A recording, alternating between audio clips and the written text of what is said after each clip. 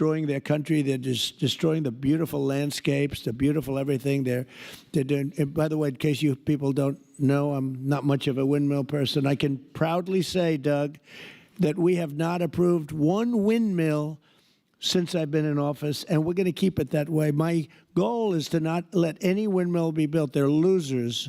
They lose money. They destroy your landscape. They kill your birds. They're all made in China. And all you have to do is, just about all of the windmills are made in China, the structures. All you have to do is say to China, how many windmill areas do you have in China? So far, they're not able to find any.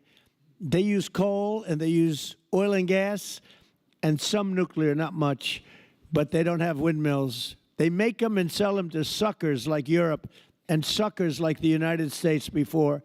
They are the worst form of energy, the most expensive form of energy, and in 8 years they're rotted out anyway. Go take a look at Palm Springs, California, and take a look at what that looks like. It looks like a junkyard of steel. So we don't approve, and I've told my people, we will not approve windmills. Maybe we get forced to do something because some stupid person in the Biden administration agreed to do something years ago. We will not approve any windmills in this country. On Venezuela, is it ultimately more important to you to establish stability there or democracy there? Well, you're talking about maybe the same thing. I mean, you're talking about stability or democracy. I don't know. To me, it's almost the same thing. We want stability, but we do want democracy. Ultimately, it'll be democracy. Peter? I do have a policy question, President Trump, but I'm having a hard time seeing here. I see the American flag lapel pin. What is the other lapel pin on Somebody your jacket? gave me this. You know what that is? That's called a happy Trump. And considering the fact that I'm never happy, I'm never satisfied, I will never be satisfied until we make America great again, but we're getting pretty close, I'll tell you what. This is called a happy Trump. Somebody gave it to me, I put it on. Thank you. And the policy question. How much money are you thinking of giving people in Greenland to get them on board with a possible U.S. I'm not talking about money for Greenland yet. I might talk about that. But right now, we are going to do something on Greenland, whether they like it or not, because if we don't do it, Russia or China will take over Greenland, and we're not going to have Russia or China as a neighbor. Okay?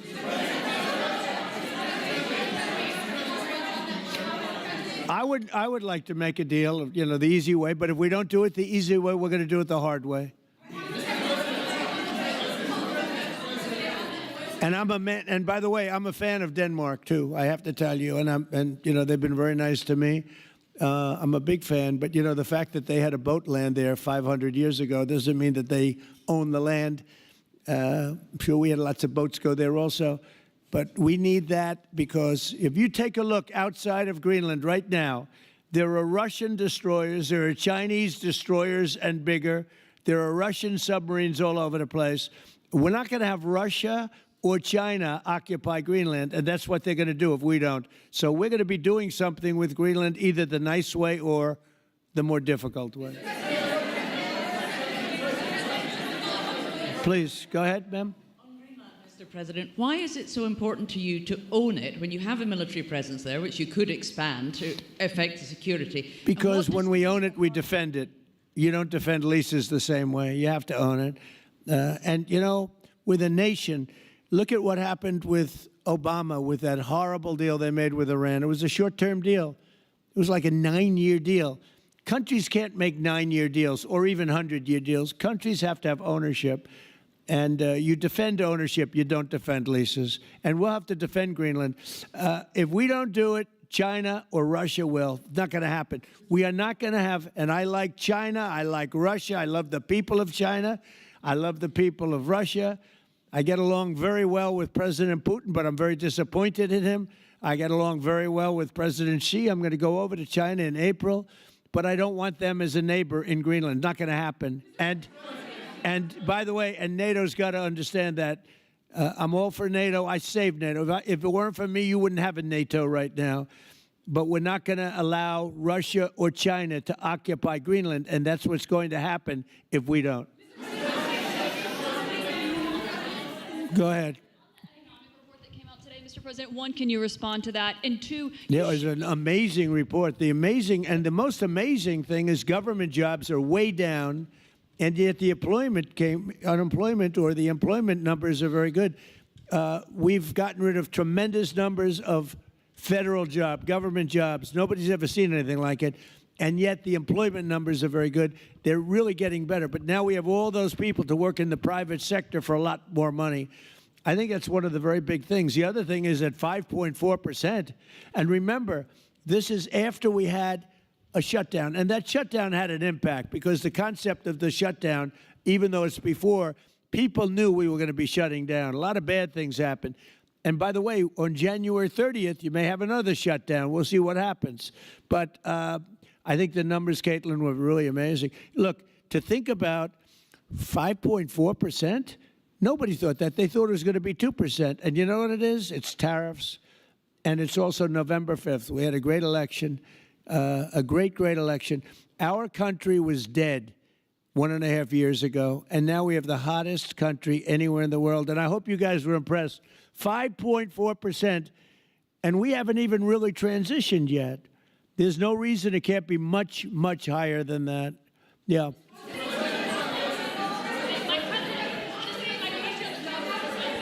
first off, can you respond to the manufacturing Let's numbers? give CNN a chance. You know, they've been fighting so hard to get back into the mainstream. Mr. President, you posted some numbers actually on Truth Social last night. People saying you posted the job data early when you're not supposed to obviously share it till the next morning. Did you do that on purpose? No, I don't know. If they posted them, I said post them whenever you get a chance. I don't know. They gave me some numbers. When people give me things, I post them. But the numbers are amazing. Yeah, please.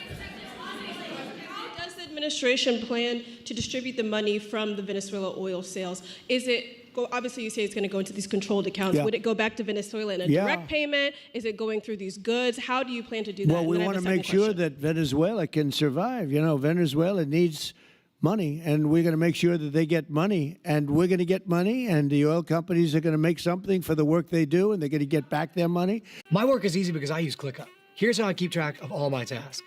I start by brain dumping everything I need to get done in a list view. Next, I set a priority and a due date to keep things on track. I create custom statuses to organize my progress exactly how I want it.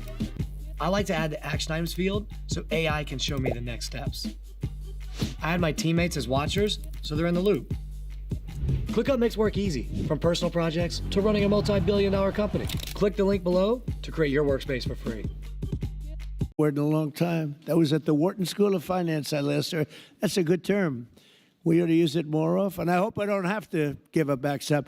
Look, these are very smart people, the smartest people. They're not only in oil and business. These are the biggest companies in the world sitting around this table. They know the risks. I mean, there are risks. We're going to help them out. We're going to make it real easy. They're going to be there for a long time. We're going to be there together for a long, long time. And they're going to be taking the oil, and they're going to be bringing oil prices down. They're going to make a lot of money. They're going to get their money back. They're going to be safe. The people of Venezuela are going to be big beneficiaries, and the United States of America is going to be a big beneficiary for what we've done. And you know, one other thing I might say, it's also very big for national security because, again, just like Greenland, we can't have China or Russia occupy Greenland. We can't have China or Russia occupy Venezuela. And if we didn't do what we did, China or Russia would have been in Venezuela. I think I can, where's Mr. Chevron? So let me ask you, they would have been there if we didn't do this. Do you agree with that? They certainly have a lot of economic interests in country. There's absolutely no argument about that. They were trying to be there. I mean, you know, we had a Russia, I guess sort of I call it a semi-Russian ship yesterday that we took over, and Russia decided not to defend that ship against us. It's a big movement. The ship was loaded up with oil, and we took the oil, and it came out of that port. But Russia would be there or China would be there, and we want them to be there for a different reason. We want them, do you people agree? In particular, China, they need a lot of oil. Russia doesn't need so much, but Russia was there anyway. But I assume you agree that China would like to be doing a lot of business there by buying oil, and I want to just tell President Xi and President Putin, but more so in this case President Xi, because they do need a lot of oil. and we are open for business in the United States, and we are open for business in Venezuela, right?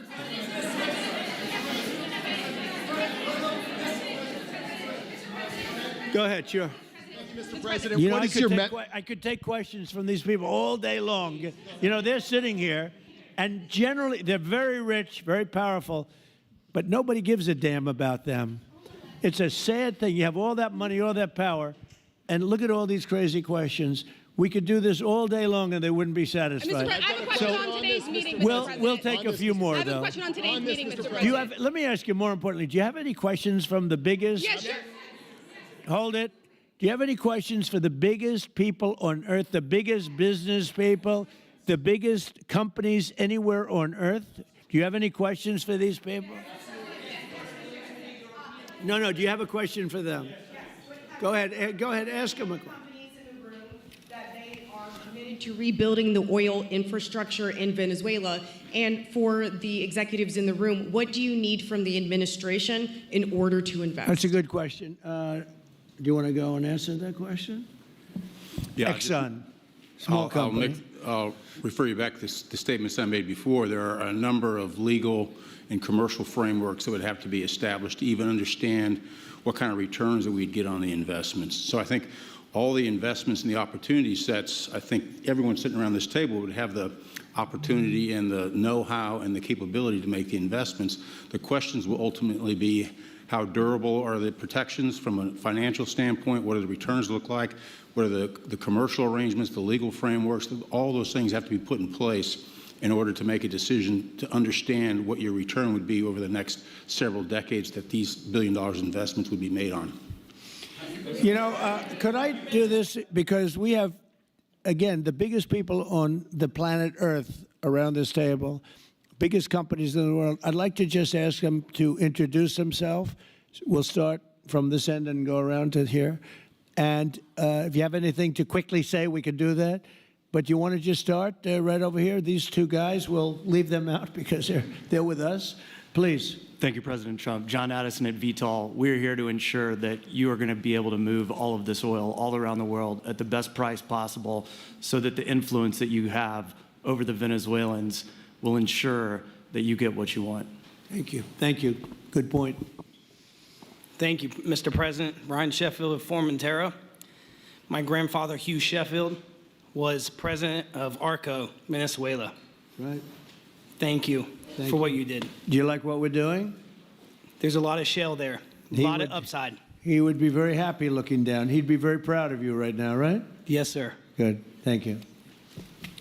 Mr. President, Luis Rodriguez. I'm probably the only Venezuelan American sitting on around this table. I want to personally thank you for the courage of your actions over the last couple of weeks. I think I speak, and I speak of Venezuela in general in saying there's optimism. You've brought optimism to the table, and if the conditions are met, the opportunity is absolutely immense. I agree with that. That's true. Thank you. Well said, too. It's immense. This is a tremendous opportunity. Thank you. Richard Holton from Trafigura. We're working with your administration, Mr. President, to bring that Venezuelan oil to the United States. Our first vessel should load in the next week. Great. Good job. Thank you. I think the reason that most of us are here and thinking about the future is because we trust you initially to set this program up that will work and guarantee that this can be done. And there's a huge investment that needs to be done. We've all agreed on that. And certainly we need time to see that through. So thank you for what you've done. Thank you very much. Thank you. Mr. President, I'm Lane Riggs, CEO of Valero Energy, and we're one of those companies that refineries in the U.S. are uniquely configured to run Venezuelan oil, and we're more than happy as this opportunity expands for us to further invest in our refineries to produce more of it. And you're very much set up for the heavy oil, right? Yes, sir. That's great. That's great. We're ready for it. Thank you, Mr. President. Thank you for having us here. Thank you. And thank you for opening the door to a better Venezuela. We are a Spanish company, but we are fully committed to invest here in the States. We have invested over the last 15 years $21 billion in the American oil and gas industry, in Pennsylvania, in the Gulf of America, in Texas, and in Alaska, with the discovery of Pika that is going to have the first oil this quarter and is going to change, is going to reverse the declining history of that great state of Alaska. We are in Venezuela, Mr. President, with our partners of ENI. We produce the gas that guarantees the stability of a half of the grid power in Venezuela. So we are committed with this stability, and on top of that, we are on the ground, we have people, we have facilities, we have technical capabilities, and I take your point, Mr. President. We are ready to invest more in Venezuela.